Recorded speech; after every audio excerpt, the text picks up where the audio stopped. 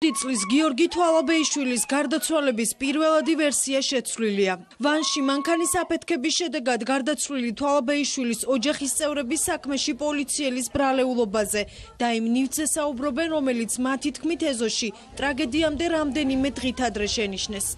რაია იგი თქვა და აგია თქვა პატრიშის გასადერიაო ასეო ალბათო ბაღნემა თუ ჩამოდუაო იცოდე ნაწილების ჩამოდება ბაღნემა და თუ ჩამოდუა იგი დავიწრებდა ჩემი შვილიშვილის მეუღლის და იძახდა თურმე ხალხში რომ შენ მაინც ჩემი იქნები ბოლოსო პოლიციის დაძებულია და რომელიც თვითონვე ამბობდა ხალხშიც და ისედაც რომ ასე გიზამდა ისე გიზამო იყო დაჩემება ასაფეთქებლებს გვინყრიდა მაშხალებს გვიგოდებდა ხო და ასე იყო და მე დარწმუნებული ვარ იმიტომ რომ ჩემი ძმა ერიდებოდა გარეთ გასვლა არც სმარიო არ უყვარდა არც მოწევა არც იკეთებდა იყო პატიოსანი ნორმალური ადამიანი შემთხვევის ადგილზე მაესტროს ცხრიანი გარდაცვლილის ოჯახის წევრებს და მეზობლებს ესაუბრა აი მაგ ტერი არავინ არ ყავდა ამ პოსტაცო პატიოსანი ბავშვი იყო და ყველაფერი კობა როხვაძე ოჯახის წევრების განცხადებით ის მოქმედი პოლიციელია.